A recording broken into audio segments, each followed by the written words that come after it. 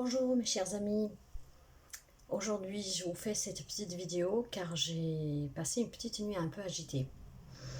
Euh, donc vous savez que j'avais dit tout au début de la création de cette chaîne que quand j'avais des visions, quelque chose que je savais que je devais passer, j'allais le faire pour que des messages, quelque chose puisse arriver à la personne qui doit arriver. Cette nuit c'était un peu compliqué. Je me suis réveillée énormément et à chaque fois je fermais les yeux, j'avais une vision, ce qui a fait que un tout petit peu après 2 heures, j'ai dû vraiment invoquer les anges et les guides pour que ça s'arrête car j'étais fatiguée et j'y arrivais pas. Ma prière a été entendue, ça s'est arrêté, mais ça a continué avec des rêves que je ne me rappelle pas. J'en ai juste un sur lequel je me rappelle en fin de matinée, je vous en parlerai. Alors, souvent, qu'est-ce que je vois dans les rêves? C'est ou prémonitoire, ou quelque chose qui s'est passé, ou quelque chose que quelqu'un est en train de vivre. Ça, c'est pour les rêves. Maintenant, les visions, j'en sais rien.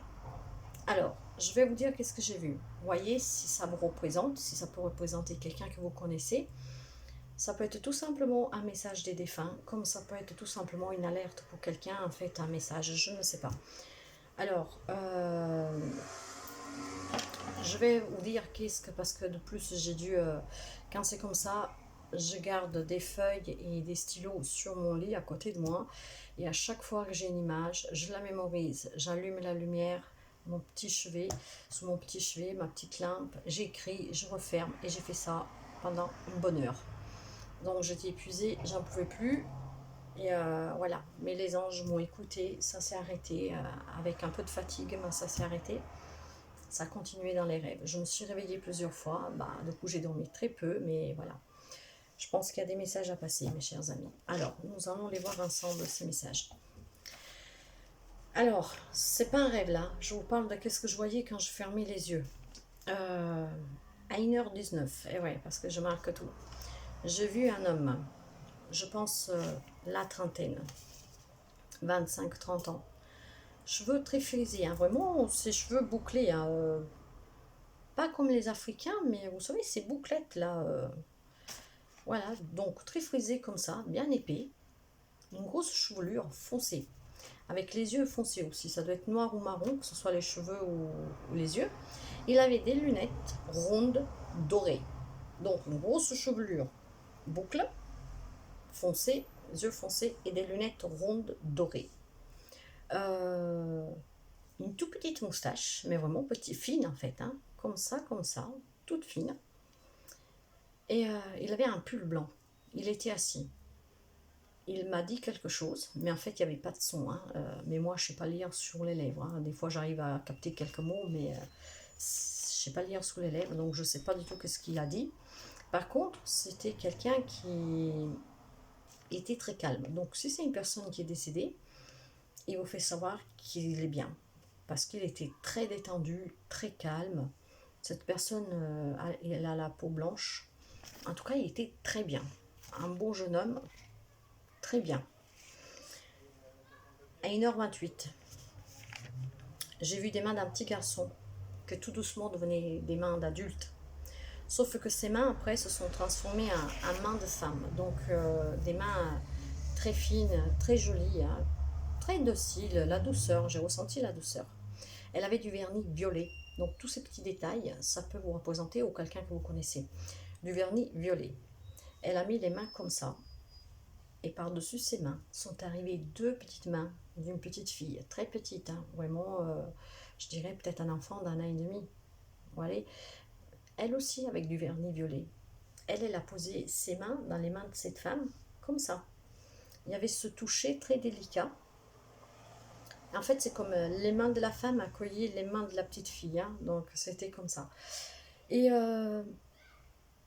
tout doucement, comment dire,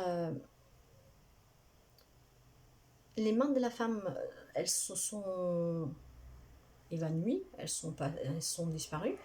Et j'ai vu les mains de la petite fille qu'elle grandissait. Elles sont devenues les mains d'une jeune femme, de laquelle j'ai pas vu le visage. Par contre, des mains très délicates, peau blanche.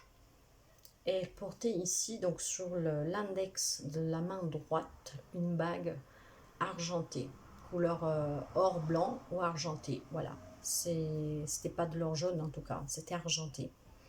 Elle portait donc ici. Et ses mains, elles étaient vraiment naturelles, sans vernis, mais des mains très douces. Donc ça, c'est autre chose.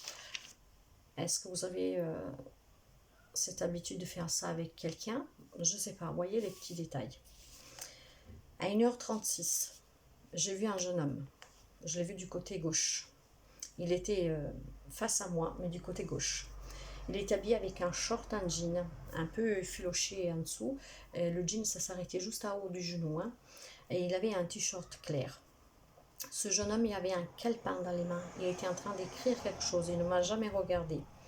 Un bon petit jeune homme. C'était un ado en fait. Hein. Je ne lui donnerai pas plus, vraiment maximum, mais maximum 20 ans. Plutôt des 16, voilà, aux 20 ans, même pas plus. Alors, ses cheveux étaient aussi foncés et je ne sais pas qu'est-ce qu'il écrivait. Ce jeune homme a disparu et j'ai vu apparaître une femme assise. Le jeune homme y était debout. Une femme assise en face de moi. Cette femme, elle était blonde, cheveux longs.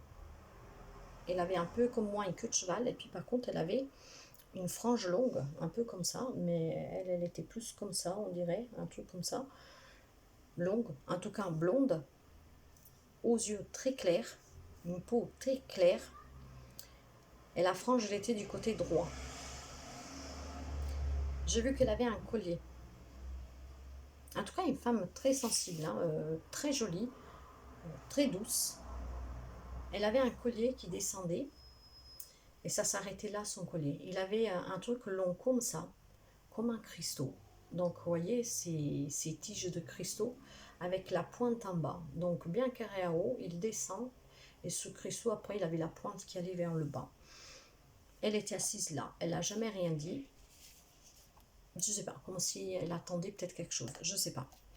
À 1h40, entre chaque truc, je me réveillais, enfin, j'ouvrais les yeux pour écrire. Hein. À 1h40, je me vois tirer les cartes. Je ne sais pas pour qui. J'ai eu plusieurs cartes qui sont tombées, mais les seules que je me rappelle, c'est que j'ai vu le pendu. Vous savez que le pendu parle de blocage, de devoir lâcher prise pour pouvoir se débloquer et d'analyser une situation, surtout ses coins et recoins. Mais voilà, le pendu parle de quelqu'un qui hésite, qui est un peu perdu, que voilà. Et après, j'ai vu une carte qui avait dessus trois colombes en vol. Colombes blanches, les trois. Et c'est tout ce que je me rappelle de cette guidance, que je ne sais pas pour qui j'ai faite. J'ai vu ces deux cartes-là. À 1h59, j'étais toujours fatiguée, j'en pouvais plus. Et ben, j'ai fermé les yeux et je me suis visualisée sur le fait de fermer le canon. Le canon pour pouvoir arrêter d'avoir ces images. Donc, j'ai vu une porte que j'ai essayé de fermer, mais à travers l'ouverture de cette porte, il y avait une grande lumière qui est déjà ici. Une lumière est vraiment merveilleuse, hein, époustouflante, jaune-blanche, très éblouissante, très. J'ai pu essayer de fermer cette porte avec toutes mes forces, je ne suis pas arrivée et à un moment donné, j'ai lâché. Donc, porte grande ouverte, j'ai vu cette lumière m'envahir, m'envelopper, mais merveilleuse en fait. Hein. Quelque chose de très puissant, de très fort.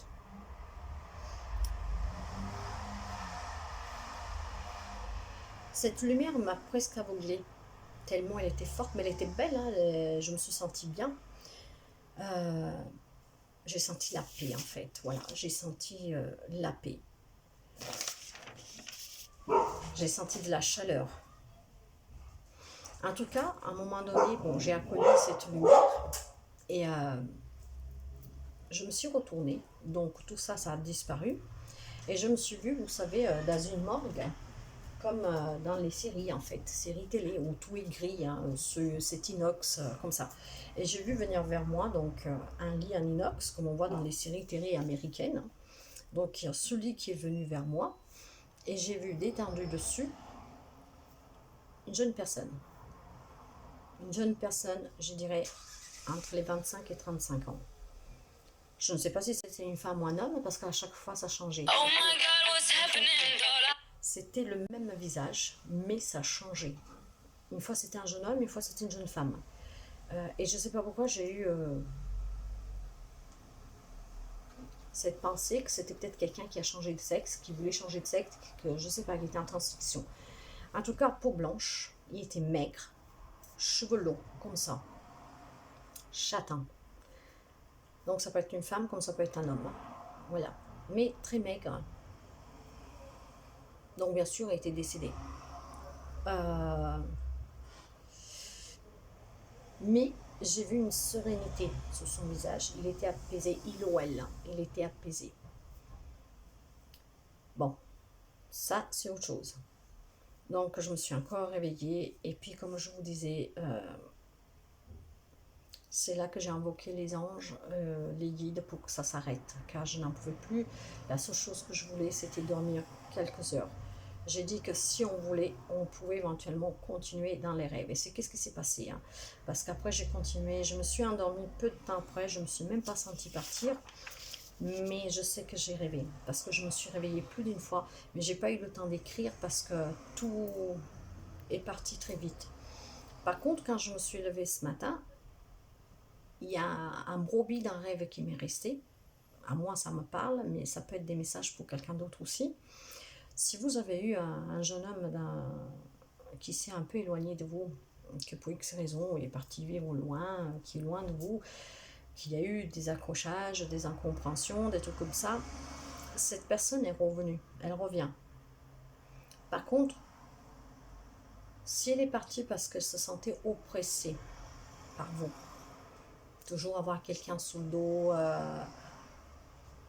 que vous l'étouffiez, alors là c'est un conseil. Cette personne va revenir, ce jeune homme.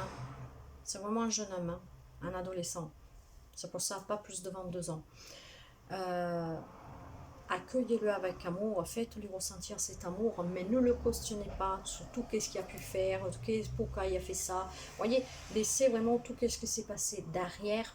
Vivez l'instant présent, montrez-lui son amour et repartez sur quelque chose d'intense, mais en laissant se passer derrière. S'il a envie de vous en parler, il le fera, c'est un garçon.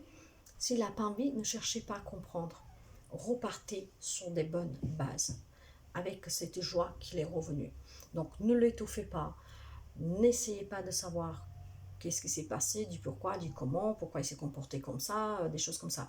Accueillez son retour et vivez-le en vous rapprochant de ce garçon. Il peut être un fils, ça peut être un frère, vous adaptez. Il va revenir, c'est un jeune homme brun. Il va revenir, mais ne l'étouffez plus et soyez dans le fait de ne pas vouloir tout savoir, tout contrôler, même si c'est par amour, parce que ça va l'étouffer à nouveau. Alors ce retour doit être accueilli comme vraiment un miracle, je dirais. Voilà, une deuxième chance. Alors ne la ratez pas. Posez pas de questions, serrez-le dans vos bras. Montrez-lui vraiment la joie que vous avez de le revoir revenir. Et à partir de là, construisez quelque chose de nouveau en étant moins étouffant, en étant moins protectrice ou protecteur. Faites-lui confiance. Voilà, mes chers amis. Donc, une nuit très agitée pour moi. Mais bon, les visions, ça fait un moment que je n'en avais pas. J'en ai eu une avant-hier, justement où j'ai vu la femme, qui après je vous ai fait la vidéo. Mais ça fait un moment que je n'avais pas de vision.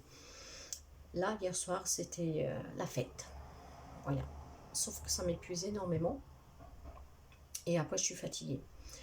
Donc voilà, mes chers amis, si vous vous connaissez dans une situation comme celle-là, si vous avez un être cher que peut vous rappeler un geste que vous faisiez dans ces gestes que je vous ai expliqués, dans ces petits détails, que ce soit un défunt ou pas, il y a forcément un message pour quelqu'un, que ce soit un message d'alerte pour vous protéger de quelque chose, pour vous mettre en garde, ou alors tout simplement pour vous faire savoir qu'ils vont bien. Je ne sais pas. Après, si vous reconnaissez quelque chose en détail, une image de qu'est-ce que je peux vous expliquer de ces personnages, envoyez-moi un mail et puis on verra. Voilà mes chers amis, je vous souhaite de passer une très belle journée. Moi, vous savez que je vous remercie toujours pour votre fidélité, pour la confiance que vous avez en moi. Merci, merci, merci. Je sais que j'ai eu des personnes qui m'ont demandé d'avoir un rendez-vous. Alors, je ne sais pas si ma boîte mail marche. Je crois que oui, parce que je me suis envoyé un mail, il est arrivé. Mais vu que je n'ai pas de réponse, je me pose la question. Alors, je sais qu'il y a Carmen, il y a Karine. Je sais si vous pouvez me dire si vous avez reçu mes mails pour être sûr que vous les avez bien reçus. J'ai fait un essai, je vous répète, pour moi ça marchait, donc je ne vois pas pourquoi ça ne marcherait pas, mais ça fait quelques jours que j'ai des personnes qui ils ont voulu prendre rendez-vous et puis j'ai plus de nouvelles en fait, qui répondent pas. Alors c'est vrai que des fois ma messagerie déconne, ben, je ne sais pas pourquoi, cherchons pas à comprendre. Alors voilà, Karine, Carmen, juste me dire oui, nous l'avons bien reçu, vous pouvez me répondre même par mail, hein. Ça me rassure que les messages que j'envoie arrivent bien à destination. Et je viens de mettre dans la communauté, mes chers amis, un petit mot. Est-ce que ça vous plairait que vendredi soir, nous faisons un live à 20h, juste pour voir comment reprendre le contrôle de sa vie, donc affronter toutes ces difficultés, les peurs, tout ce qui est difficile pour vous, hein, apprendre à lâcher prise, voilà, toutes ces choses-là. Bien sûr, je suis l'intermédiaire, mais ça sera des messages qui viendront des guides, des anges, des oracles, des tarots que j'aurai purifiés à l'avance. Et nous allons voir qu'est-ce que vous avez à libérer pour reprendre le contrôle de votre vie, pour affronter les peurs, les craintes, le lâcher prise, pour vous reconstruire en fait, hein, pour apprendre à vivre à nouveau et vivre avec un V majuscule. Si ça peut vous intéresser, dans la communauté, il y a donc le post. Mettez juste un petit OK, un petit pouce. Euh, et si vous pouvez, faites tourner ce message de communauté pour que les gens puissent voir. Parce que je me suis rendu compte qu'il n'y a pas assez encore de pub, et nous l'avons vu lors du live la semaine dernière, qu'il n'y avait pas assez de monde. Alors si nous pouvons faire tourner, ou alors si vous faites de la pub, ça permettra peut-être à d'autres personnes aussi qui sont en difficulté de voir comment se reconstruire, se reprendre la propre vie en main. Voilà mes chers amis, je vous souhaite de passer une très belle journée et je vous dis à très bientôt. Bye bye.